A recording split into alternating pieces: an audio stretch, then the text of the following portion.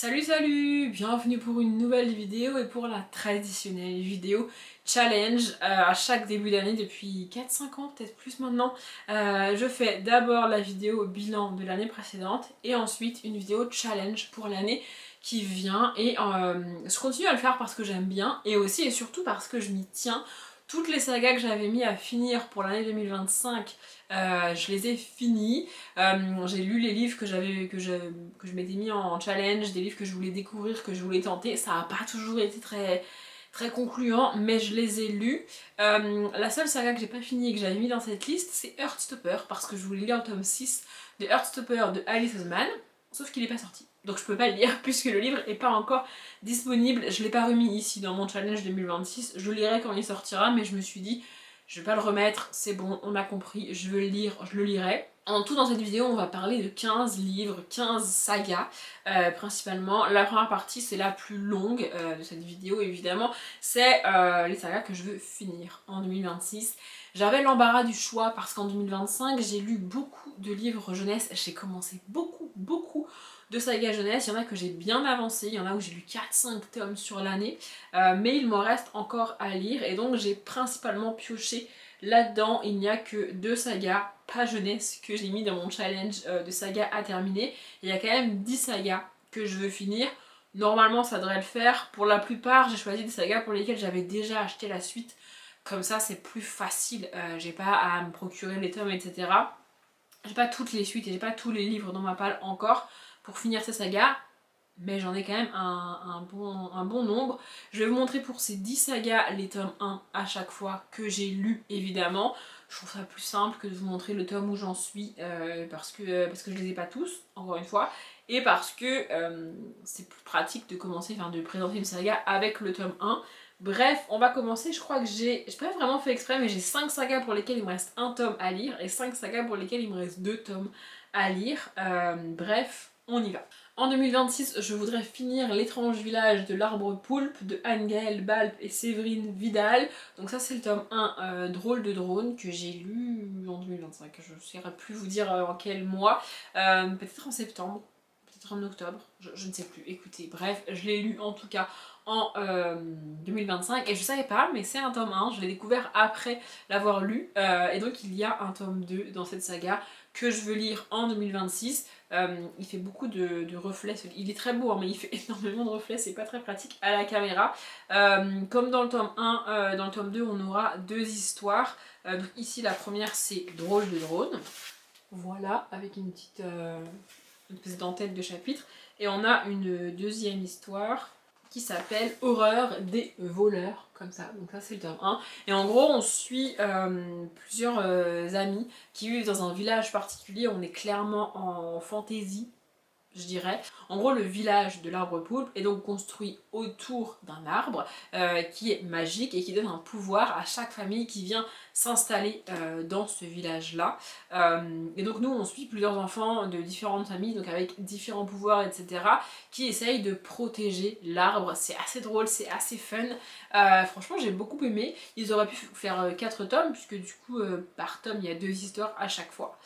Mais ils en ont fait 2, ce qui fait qu'il me reste un seul tome à lire et je compte bien le lire en 2026. La deuxième saga pour laquelle il me reste un livre à lire, c'est une saga fantastique young adulte, donc pas jeunesse du coup, et donc c'est Hybride de Gwendoline Vervel. Ici le tome 1, La levée du voile. Franchement j'ai adoré ce tome 1, j'ai adoré le tome 2, j'ai tellement hâte de lire le tome 3.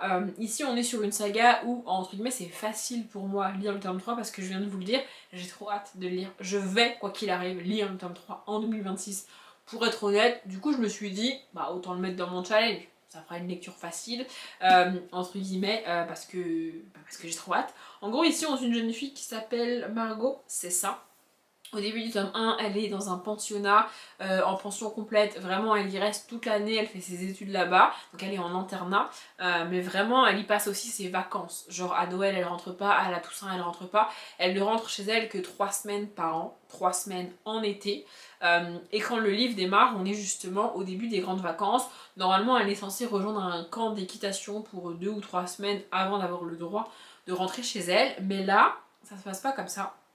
Son père vient la chercher, la ramène chez elle et lui dit que sa mère a changé d'avis et qu'elle va pouvoir passer tout l'été chez elle. Elle est contente, mais en même temps elle se dit c'est bizarre que sa mère réagisse comme ça parce que sa mère l'a mise dans ce pensionnat quand elle avait 6 ans et elle n'a plus jamais voulu lui parler. Enfin, elle est en pensionnat toute l'année, elle ne rentre pas chez elle, mais elle n'a pas d'appel, elle n'a pas de visio, elle n'a pas de lettres, elle a rien, elle a aucun échange avec sa mère toute l'année. Donc là, elle est contente de rentrer chez elle, mais elle est un peu en mode c'est bizarre, qu'est-ce qui va me tomber dessus, tu vois. Et ce qui va lui tomber dessus, c'est qu'elle va découvrir les véritables raisons pour lesquelles sa mère l'a mis en pensionnat. Elle va en apprendre plus sur elle, on est en fantastique, donc il y a une notion de magie, une notion de... elle n'est pas tout à fait humaine, et franchement j'ai vraiment adoré ce bouquin. Je reproche beaucoup aux young adultes comme ça, de mettre du temps à démarrer, d'avoir des personnages pas intéressants, pas approfondis, assez clichés, et où on s'ennuie pendant la moitié du tome 1, et là ici c'est pas le cas. Ici franchement j'ai adoré, j'ai lu le tome 2 il y a pas très longtemps, et j'ai vraiment hâte de lire le tome 3. On repasse en jeunesse avec La vie de château, ici le tome 1, Violette et Régis de Clémence Madeleine Perdia et Nathaniel Hlimy. Ça c'est une saga qui traîne, ça fait plusieurs années que je l'ai commencé et je l'ai toujours pas fini. Il y a 6 tomes en tout, mais normalement ça me freine pas, hein. Je suis capable de lire 4-5 tomes d'une même saga, surtout quand c'est jeunesse comme ça, quand c'est illustré, quand c'est aussi court. Je suis capable de lire 4-5 tomes sur une année, mais là c'est pas le cas, j'ai un peu laissé traîner. Principalement parce que j'ai un peu de mal à trouver les tomes d'occasion. Mais j'aime beaucoup cette saga. Ici on suit donc Violette qui au tout début du tome 1 perd ses parents dans des attentats à Paris. Je le dis à chaque fois, c'est pas précisé, mais c'est clairement les attentats du Bataclan. On en a parlé beaucoup en novembre de l'année dernière du coup. Donc voilà, ses parents sont allés à un concert à Paris et ils sont morts tous les deux suite à un attentat. C'est pas dit que c'est le Bataclan, mais c'est le Bataclan, très clairement. Et donc elle se retrouve orpheline, on va suivre cette petite fille, victime indirecte de ces attentats, puisqu'elle perd ses 2 parents, elle n'a pas de frères et sœurs, elle est seule au monde, vraiment. Et donc Régis, son oncle, le frère de sa mère, va recueillir cette petite fille, l'accueillir dans sa vie, essayer de lui faire une place dans sa vie, dans son quotidien. On est sur un homme célibataire, très seul dans son quotidien, mais qui vit ça très bien. Vraiment, il aime beaucoup cette vie peinard, cette vie tranquille, cette vie tout seul. Et d'un coup, il a lui aussi sa vie qui est chamboulée. Déjà, il a perdu sa soeur avec son beau-frère. Et en plus, il voit cette petite fille extrêmement triste, extrêmement bouleversée, débarquer chez lui. Et ça change toute sa vie. Et donc, c'est ça qu'on suit, leur relation, leur évolution. Ici, on est sur fond de Château de Versailles, puisque Régis travaille là-bas. Et franchement, j'adore cette saga. On y parle principalement du thème de la famille, du deuil aussi.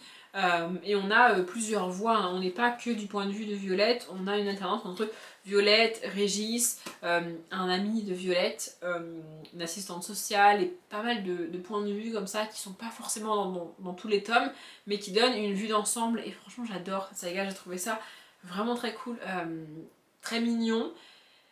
Et pas toujours facile à lire, mais voilà, il me reste le tome 6 à lire, qui normalement est le dernier, et je compte bien le lire en 2026. Pour la saga suivante, on est typiquement sur une saga où j'ai lu 5 tomes en 1 an, ou alors j'avais lu le tome 1 en 2024, mais franchement voilà, j'ai lu au moins 4 tomes en 2025. Donc écoutez, voilà, bref, c'est Mortina de Barbara Cantini, donc ici le tome 1, une histoire qui te fera mourir de rire, et en gros dans cette saga on suit Mortina qui est un zombie, toute sa famille sont des zombies, c'est comme ça, et dans ce tome 1, Mortina voudrait avoir des amis, elle voudrait s'intégrer mais elle ne peut pas quitter le manoir, comment s'appelle-t-il ?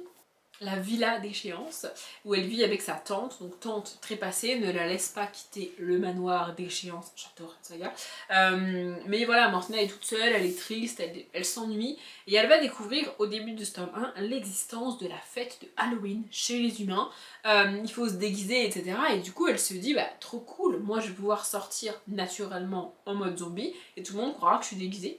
Et c'est ce qui va se passer dans ce tome 1, et elle va rencontrer des humains, etc. Et c'est vraiment, j'adore cette saga. Et donc dans chaque tome, pardon, on a une nouvelle aventure de Mortina.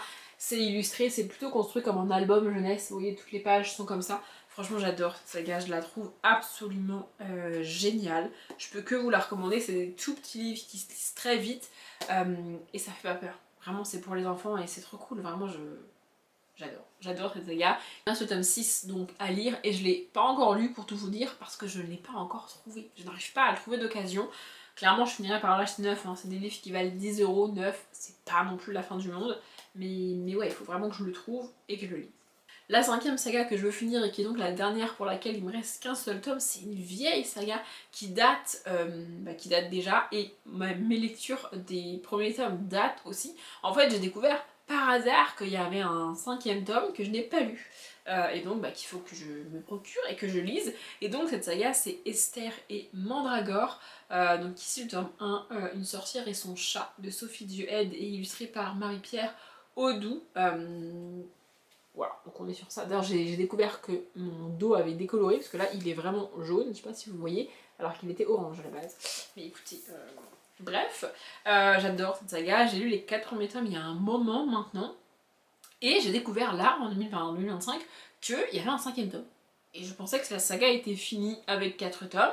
Je pense qu'au moment où j'ai lu le 4e tome, le 5e tome n'était pas sorti, n'était pas prévu, et je m'étais pas. Enfin, je savais pas qu'il y avait un 5e tome. Du coup, je pensais avoir fini la saga, et en fait, bah non, il me reste un tome à lire. Ici, on suit donc Esther, Mandragore, c'est son chat, qui est une jeune sorcière qui vit dans le monde des sorciers, des sorcières, etc. Enfin, il me semble qu'il n'y a pas de sorciers, il n'y a que des sorcières. Mais bref, elle vit là-bas, donc elle va à l'école des sorcières, etc. etc. Et à la fin de l'année scolaire des sorcières, elle gagne une espèce de concours et elle a le droit d'aller dans le monde des humains. Elle est trop contente, elle va chez une de ses tantes qui vit dans le monde des humains tout le temps. Et donc voilà, elle va découvrir les petits humains, ses camarades humains, elle va à l'école avec des humains et tout. Elle n'a pas le droit normalement d'utiliser ses pouvoirs de sorcière, mais bon, c'est une petite fille qui respecte pas forcément toutes les règles. Et son chat est évidemment un chat qui parle et qui l'aide dans sa vie. Franchement, j'adore cette saga. Je pourrais presque relire les 4 premiers tomes avant de lire le tome 5, mais je vais pas le faire parce que c'est pas ultra nécessaire. On a des illustrations, donc on a ce genre de choses là, et on a quelques illustrations comme ça. Franchement, j'adore. C'est pas un secret, si vous suivez ma chaîne, j'adore les sorcières et j'adore la littérature jeunesse. Et alors, les sorcières en jeunesse, je pense que c'est ce que je préfère. Les fantômes, j'adore, mais les sorcières en jeunesse, c'est. En fait, les personnages sorcières en jeunesse sont toujours extrêmement bien travaillés, je trouve, et vraiment très cool et très agréable à suivre. Et quand j'ai découvert qu'il y avait un tome 5, j'étais trop contente. Donc, je vais me le procurer et le lire cette année. Bon bah j'espérais que les nuages disparaîtraient un petit peu au cours de la vidéo, mais il pleut. Donc clairement ils vont rester avec nous pour cette fin de vidéo. Et on passe aux sagas que je veux finir et pour lesquelles il me reste 2 tomes à lire. Et on continue avec les sorcières. Et donc c'est Les Petites Sorcières, le tome 1, Tildir, la catastrophe de Anne-Fleur Multon et Violette Grabski. Cette saga je l'ai commencé au mois de mai 2025, donc il y a un moment, et j'ai toujours pas lu le tome 2. En fait j'ai extrêmement galéré à le trouver d'occasion. J'aurais pu l'acheter neuf, mais je sais pas pourquoi, je m'obstinais à vouloir le trouver d'occasion. Je sais pas si je l'ai le tome 2. Peut-être même que j'ai le tome 3, je sais plus, faut que je revérifie. Je sais plus si je l'ai finalement acheté neuf ou d'occasion, mais voilà, on a quelques petites illustrations comme ça. Et en gros, dans ce tome 1, ici, on suit donc Tildir, qui arrive à l'âge où les petites sorcières développent leur pouvoir normalement, sauf que elle, mais il se passe rien, il n'y a pas de pouvoir qui vient, il n'y a rien qui se déclenche, rien qui se passe. Et donc elle est un peu en mode, bon bah j'ai pas de pouvoir, écoutez c'est comme ça. Sauf que l'école des sorcières est organisée avec ce déclenchement de pouvoir, et donc normalement, comme elle a l'âge 10 ans, voilà, comme elle a, je crois que c'est à 11 ans que les pouvoirs sont censés se déclencher et arriver, elle est censée faire un projet, faire un truc scolaire et tout, avec ces pouvoirs-là, sauf que comme elle en a pas, bah elle sait pas quoi faire. Voilà, et donc on suit Tildir, qui est du coup un petit peu différente des autres sorcières, dans son aventure, etc. Elle essaye de trouver le moyen de faire ce qu'elle est censée faire, mais comme elle n'a pas de pouvoir, c'est très difficile. Et évidemment, bon, bah, on est en jeunesse, je pense que vous pouvez tous et toutes plus ou moins deviner la fin. On a aussi ce genre de grandes illustrations que je trouve absolument magnifiques. Et voilà, franchement, j'ai lu au mois de mai pendant nos vacances. Et j'avais adoré suivre cette petite sorcière et j'ai vraiment hâte de lire les tomes 2 et 3 du coup. Ensuite, le livre suivant, je crois que j'ai lu ce tome 1 au mois d'août ou tout début septembre. J'ai tout fait pour trouver le tome 2 pour le lire soit en octobre soit en novembre et je ne l'ai pas trouvé. Mais donc c'est Petit Cousu, ici le tome 1, La Parade des monstres de Guy Basse. Franchement j'ai adoré ce tome 1. On est avec une petite poupée créée par un inventeur fou dans un espèce de vieux château, vieux manoir. C'est parfait pour Halloween, moi j'ai adoré, c'est pour ça que je voulais le tome 2 pour octobre ou pour novembre, pour le lire à peu près à la période spooky, Halloween, automne, tout ça, et j'ai pas trouvé. Entre temps, j'ai enfin trouvé le tome 2. Je vous ferai un book haul dans pas longtemps normalement. Voilà, du coup il me reste 2 tomes à lire, donc les tomes 2 et 3. Je suis pas 100% sûre que la saga soit finie, mais vu la date de sortie du tome 3, je me dis que on n'aura pas forcément de tome 4 et je ne trouve pas la date d'édition de ce tome 1. Achevé d'imprimer en décembre 2013, vous voyez. Donc voilà, j'ai pas vu l'info comme quoi le tome 3 a été le dernier, mais je suppose que c'est le dernier vu de quand il date et vraiment j'ai hâte de retrouver Petit Cousu dans son petit château et tout. Dans le tome 1, en fait il y a un inventeur fou qui vit dans ce château, qui a créé Petit Cousu et qui l'a un petit peu délaissé et qui passe son temps, cet inventeur, à créer de nouvelles créatures, de nouveaux monstres, de nouvelles choses, etc. Sauf que il leur donne vie à toutes ces créatures et à un moment donné il faut bien les aider, il faut leur apprendre à vivre, où elles sont, etc. Et Petit Cousu a un petit peu pris sur lui d'aider chaque nouvelle créature que l'inventeur crée pour lui dire où elle est, qu'il faut faire, où il faut aller, etc. Créer des endroits pour eux où ils peuvent se regrouper par type, enfin vous voyez. Et donc c'est un petit peu ça qu'il fait dans ce tome 1. Et on a un homme, directeur d'un cirque, qui découvre l'existence de Petit Cousu et de toutes ces créatures et qui s'y intéresse fortement pour son cirque. Et donc Petit Cousu est un petit peu en conflit avec cet homme. Franchement j'ai adoré ce tome 1 et j'ai vraiment hâte de lire la suite. Pareil pour le livre suivant, je suis pas 100% sûre qu'il n'y aura plus jamais de tome, mais vu les dates de sortie du tome 3, je suppose que la saga est finie. Donc c'est Alice le risque, super exploratrice, ici le tome 1, SOS Forêt en danger de Jennifer Bell et Alice Jenkins avec des illustrations de Pauline Duhamel. Je l'ai lu au mois de septembre celui-ci et j'ai déjà la suite que je vais lire en 2026. Du coup, j'ai pas encore le tome 3, je crois, je ne sais plus, il faudra que je revérifie. Mais en tout cas, j'ai adoré ce tome 1, j'ai adoré la suivre. Le tome 2 se passe en Arctique, donc je vais le lire cet hiver logiquement. Et voilà, c'est illustré. Alors ici, on est plus sur une ambiance un petit peu estivale avec la forêt exotique, etc. etc. On a des pages de couleurs un petit peu comme ça. Et on a aussi des illustrations, je vais vous montrer. Voilà, on a des grandes illustrations comme ça. On a aussi des plus petites essais en couleurs. Et en gros, ici, on suit donc Alice le risque qui vit avec son oncle. Bon, elle l'appelle son oncle, c'est pas vraiment son oncle, mais en gros, voilà. Et elle est passionnée par les animaux, tout type d'animaux, vraiment. Et un jour, il y a un espèce de rat musaraigne, je sais pas quoi là. Un rat musaraigne à trompe, voilà, qui débarque dans sa chambre. Elle est dans un appartement en pleine ville, hein, mais donc le rat musaraigne débarque dans sa chambre. Il peut comprendre ce qu'elle dit et Alice aussi le comprend. Et donc il lui explique que ses parents, donc qui ont disparu, faisaient partie de la SUPER. La SUPER, c'est la Société Ultra Protectrice des Espèces Rares. Et il lui propose de passer l'espèce de concours, espèce d'épreuve pour intégrer cette société et ensuite mener des expériences, enfin des sauvetages sur certains animaux, certaines espèces d'animaux en danger, en voie de disparition, etc. etc. Alice, passionnée des animaux, accepte évidemment et va donc passer les épreuves pour intégrer cette société. Franchement, j'ai adoré ce tome 1. À l'heure où je vous parle, j'ai pas encore lu le tome 2, mais ça ne saurait tarder. Et du coup, j'enchaînerai avec le tome 3 pour finir la saga cette année. Le livre suivant, c'est aussi une saga que je savais pas que c'était une saga quand j'ai lu le tome 1. Et j'ai lu le tome 1 en février, il me semble, et j'ai découvert tardivement que c'était une saga. Et j'ai un petit peu galéré à trouver le tome 2, c'est pour ça que j'ai pas encore lu le tome 2 alors que j'ai lu le tome 1 il y a quasiment un an. Et donc c'est Harper, la saga, ici le tome 1, Le Parapluie Rouge de Seri Burnell et illustré par Laura Ellen Anderson. Voilà, franchement j'ai beaucoup aimé ce tome 1, on y parle d'animaux, on y parle un petit peu de magie, un petit peu de musique, de famille, etc. En gros, on y suit Harper qui vit avec sa tante et donc ses parents ont disparu, je crois qu'ils sont décédés malheureusement. Et dans l'immeuble dans lequel elle vit, il se passe pas mal de choses bizarres avec des animaux. Et sa tante la laisse toute seule, elle part en déplacement professionnel. Et donc Harper se retrouve toute seule, livrée à elle-même dans cet appartement. Et elle va un petit peu enquêter sur ce qui se passe dans l'immeuble, pourquoi les animaux disparaissent, où ils vont, qui est responsable, qui est touché par cette situation, ses voisins, etc. On rencontre vraiment pas mal de personnages. On y aborde aussi le handicap, puisqu'il y a un des enfants qui vit dans l'immeuble qui est handicapé. Et franchement, j'ai adoré ce tome 1. Alors c'est très très hivernal sur la couverture, il y a plein de flocons, etc. Vraiment derrière, je pense que vous les verrez mieux. Voyez. Le tome 2, je l'ai déjà. Il est un peu moins hivernal, il me semble. Mais voilà, il y a 3 tomes en tout. Et j'espère bien avoir le temps de les lire tous les deux, enfin les tomes 2 et 3, en 2026. Du coup. La dernière saga que je veux finir cette année, c'est une saga adulte. J'ai lu le tome 1 en mai ou en juin. Je ne sais plus, par là il me semble, et j'ai galéré à trouver le tome 2, j'ai vraiment eu du mal.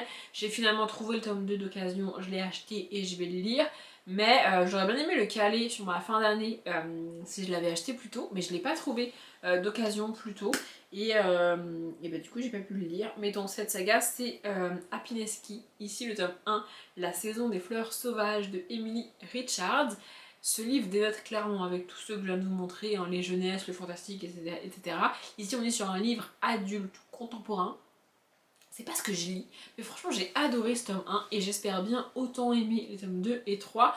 Le tome 3 je l'avais déjà puisque j'ai acheté le tome 3 sans savoir que c'était le tome 3 et donc du coup il traîne dans ma palle depuis des années puisque j'avais pas acheté et pas lu le tome 1 avant 2025 du coup, et donc j'ai galéré à trouver le tome 2, mais vraiment j'ai vraiment hâte de lire cette suite de saga et donc de terminer cette saga. Ici on y rencontre Tracy, elle doit avoir une petite trentaine d'années et on est au Texas ou un truc comme ça.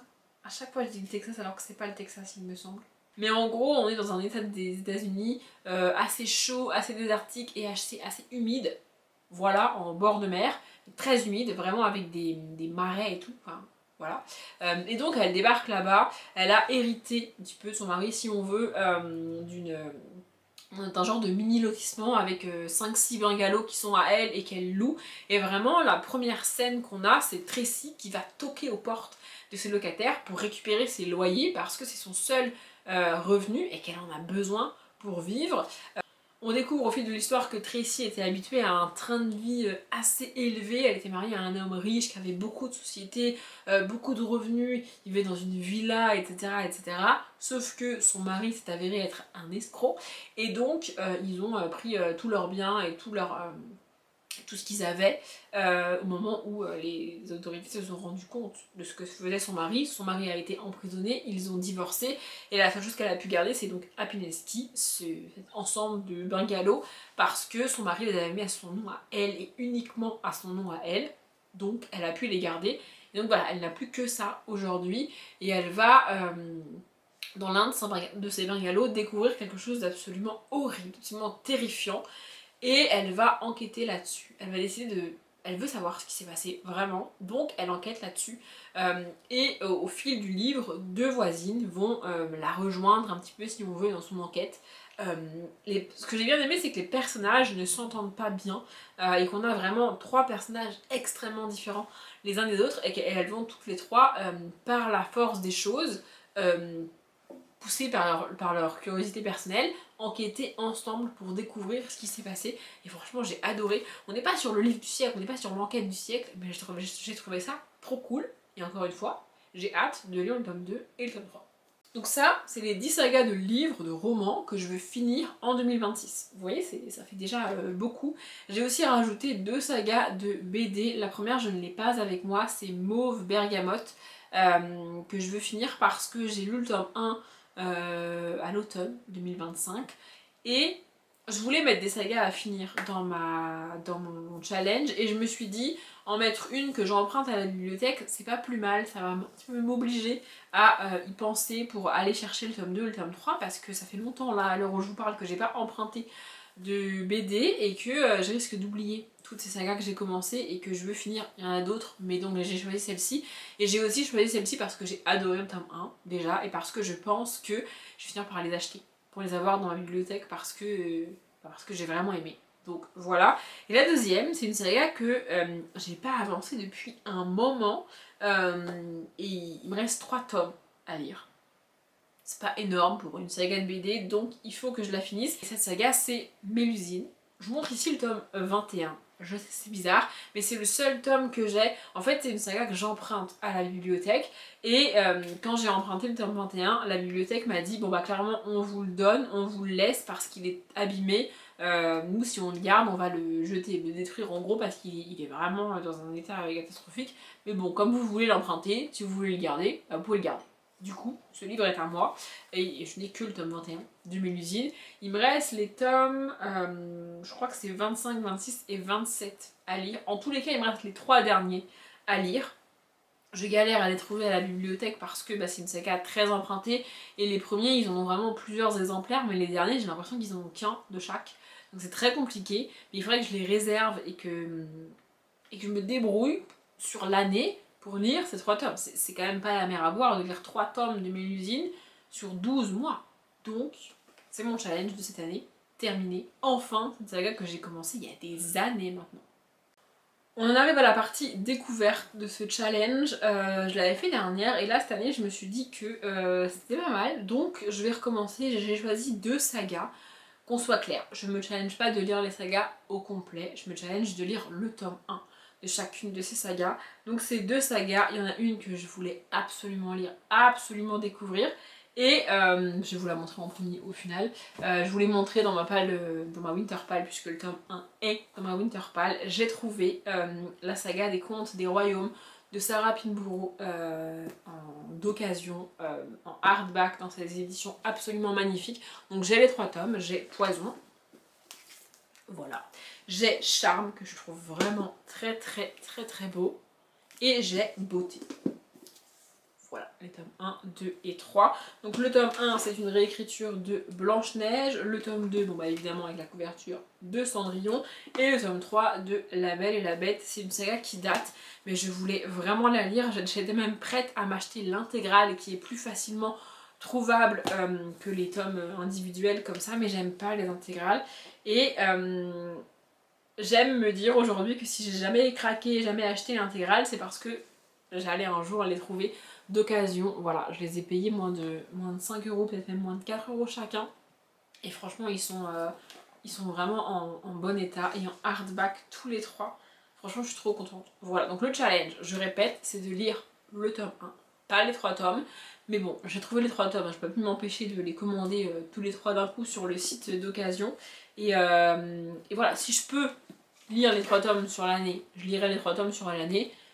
Mais le challenge, vraiment, c'est de lire le tome 1, donc la réécriture de Blanche-Neige. Je suis pas très fan de réécriture, mais je sais pas, cette saga m'attire tellement. Ça se trouve, je vais me prendre un échec monumental et je vais tomber de très très très très haut. Ça va être une déception absolument gigantesque. Ou alors, ça se trouve, je vais adorer. J'espère que je vais vraiment aimer parce que, franchement, j'ai hâte. Vraiment. Blanche-Neige, le conte de fées revisité, cruel, savoureux et tout en séduction. Rappelez-vous l'innocente et belle princesse, la méchante reine impardonnable, le valeureux prince, la pomme empoisonnée et le baiser d'amour sincère, et le présent. Ouvrez ce livre et plongez dans la véritable histoire de Blanche-Neige telle qu'elle n'a jamais été révélée. Franchement, j'ai trop hâte. J'ai trop hâte.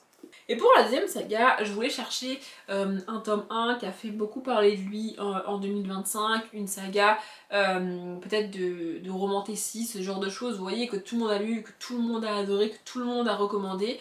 J'ai vraiment cherché un livre à acheter pour ce challenge là, et puis je me suis dit, en vrai, avec les Sarah Pinborough, la thématique c'est la réécriture de contes. Et j'ai un autre tome 1 que j'ai acheté, sans penser à ce challenge là, que j'ai acheté il y a quelques temps déjà, et que je veux vraiment lire, qui est énormissime, et que je sens que si je me mets pas un petit coup dans les fesses, et ben je vais pas le lire de sitôt. Donc je mets dans mon challenge 2026, Il est une fangirl, tome 1, Cendrillon 2.0 de Ashley Poston. Voilà, il est énorme. Vraiment, je m'attendais pas à ce qu'il soit aussi gros quand je l'ai commandé, puisque évidemment je l'ai acheté d'occasion. Après il y a genre tout ça là, c'est que des pages blanches. Je comprends pas pourquoi ils mettent autant de pages blanches à la fin. Alors je comprends au niveau des feuillets et tout, il faut mettre des pages, ok, mais remplis-les, écris des trucs dessus. Enfin je sais pas, des pages blanches c'est inutile. Bref, le livre en lui-même, je crois qu'il fait autour des 530 pages. Parce qu'à la fin il y a des trucs, je sais pas si c'est un extrait d'un livre suivant ou quoi, je sais pas. Bref, mais bon, 530 pages, c'est quand même beaucoup. Et on est donc sur une réécriture très moderne de Cendrillon. J'ai un petit peu hésité, mais je me suis dit, comme le tome 1 c'est Blanche-Neige et qu'ici c'est Cendrillon, je suis pas obligée de lire le tome de Cendrillon de Sarah Pinborough en 2025 si jamais je sens que je vais les mélanger. Mais franchement j'ai hâte. Après on n'est pas sur un livre très récent pour celui-ci. Je sais pas si le tome 2 est sorti, je pense que si, mais il faudrait que je revérifie. En fait je sais même pas sur quelle réécriture est le tome 2 de cette saga là. Mais celui-là est sorti en 2017 en VO je pense, et j'ai pas l'année de l'édition française. Mais bon, c'est quand même un livre qui date un petit peu. Mais ouais, je sais pas, j'ai... Voilà, mathématiques pour l'année 2026, ça sera les réécritures de contes pour découvrir le genre un petit peu. J'en ai déjà lu quelques-unes, mais c'est pas quelque chose que je lis très très régulièrement non plus, donc pour 2026, ça sera mon challenge. Et pour la 5e année, il me semble, je vais relire une saga. J'avais relu L'Héritage de Christopher Paolini, Harry Potter de J.K. Rowling, j'ai relu Hunger Games de Suzanne Collins, et l'année dernière, en 2025, j'ai relu Divergente de Véronique Ross, il me semble que c'était à peu près tout. Et en 2026, pardon, j'avais le choix entre deux sagas que je veux relire. J'ai hésité, j'ai vraiment beaucoup hésité, mais je me suis dit bon allez, ça suffit maintenant. Je crois que ça va faire 10 ans que je l'ai lu pour la première fois, ce qui était à peu près le cas de mes relectures de Divergente et Hunger Games. Je les ai à peu près relus 10 ans après. Donc je me suis dit allons-y, let's go, on va relire en 2026 la sélection de Caracat. J'ai très peur d'être déçue, j'ai très peur d'être gênée au niveau du féminisme, au niveau des valeurs que je peux avoir par cette relecture, mais je vais y aller quand même. Alors qu'on soit clair, je vous le dis ici, je vous le dis maintenant, le challenge c'est de relire la trilogie de la sélection, parce que il y a 5 tomes en tout de la sélection. Donc il y a la sélection, l'élite et l'élu, c'est la trilogie de base, et ensuite il y a l'héritière et la couronne, qui sont 2 tomes en plus dans la saga, et qui sont sur la 2e génération, si on veut. Et franchement, ma première lecture de l'héritière, vraiment j'avais envie de la tarter, j'avais envie de... vraiment de lui filer des coups de poing, vraiment c'était assez violent. J'ai quand même lu entièrement l'héritière et entièrement la couronne, donc les tomes 4 et 5 techniquement, mais je ne vais pas m'infliger une relecture de ces livres-là. Voilà, ma relecture ce sera les 3 tomes, donc la sélection, l'élite et l'élu, et franchement j'ai hâte, vraiment j'ai vraiment hâte. Ici on suit America, on est dans une dystopie avec donc des princesses si on veut, enfin des grosses robes etc. On est dans une dystopie divisée en castes de la société. Je crois qu'il y a 10 ou 12 castes dans la société. Et donc il y a un roi, une reine et un prince. Et quand le prince doit se marier, ils organisent un espèce de speed dating géant en jeu télévisé. Et donc ils invitent 35 candidates au château. Donc les jeunes filles entre, je sais pas, je dis une connerie, entre peut-être 15 et 20 ans, doivent envoyer leur candidature au château, faire une espèce de vidéo, etc. Enfin bref. Et les gens, c'est pas le prince, hein, c'est vraiment le comité de ce truc-là, qui choisissent les candidates. Et donc ces candidates sont invitées au château. Il y a 35 candidates qui vont vivre au château. Et donc Maxon, le prince, va les rencontrer, discuter avec elles, speed dating. Le but, c'est qu'ils choisissent sa future femme.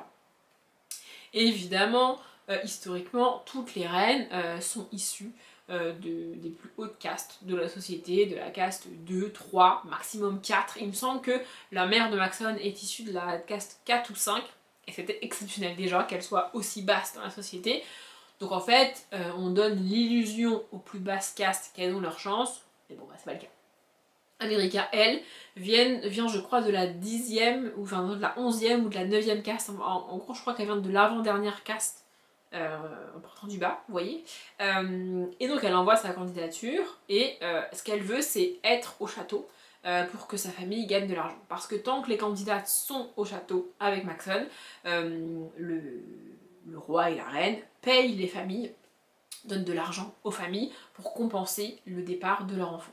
Et puis quand les candidates sont éliminées, elles retournent chez elles, etc. Et America va envoyer sa candidature, va être choisie, c'est pas non plus un spoil, et elle va passer un espèce de pacte avec Maxon. En gros, et j'adore ça, vraiment, en gros elle va lui dire je sais que je serai pas choisie, je sais que je ne deviendrai pas reine, je suis pas là pour devenir reine, je suis là pour l'argent que ma famille reçoit. On en a besoin, donc je te demande, prince Maxon, de me garder aussi loin que possible dans le concours pour que ma famille ait un maximum d'argent, un maximum de revenus parce qu'ils en ont besoin. J'adore ce point de départ. Et puis ensuite on va en dystopie, donc on va en apprendre un petit peu plus sur l'organisation du royaume, comment ils en sont arrivés là, qu'est-ce qui s'est passé, les guerres, les rébellions, etc. etc., etc. Franchement, j'ai adoré cette saga, mais ce côté un petit peu speed dating me rebute toujours un petit peu. Je sais qu'à l'époque j'ai adoré et j'avais été agréablement surprise par le traitement qu'il en est fait, mais ça fait 10 ans et j'ai peur. Mais je me suis décidée, je vais relire ça en 2026. Je pense que cette vidéo est bien assez longue, j'espère qu'elle vous a plu. Si vous avez une réaction à faire sur un livre ou un autre que j'ai pu vous montrer, n'hésitez pas en commentaire. Si vous voulez me partager ce que vous allez lire, ce que vous vous challengez de lire, de commencer, ou même de regarder en 2026, franchement je lirai ça avec plaisir. Moi je m'arrête là. Comme d'habitude je vous souhaite une bonne journée, un bon après-midi, un bon appétit ou une bonne nuit et je vous dis à demain.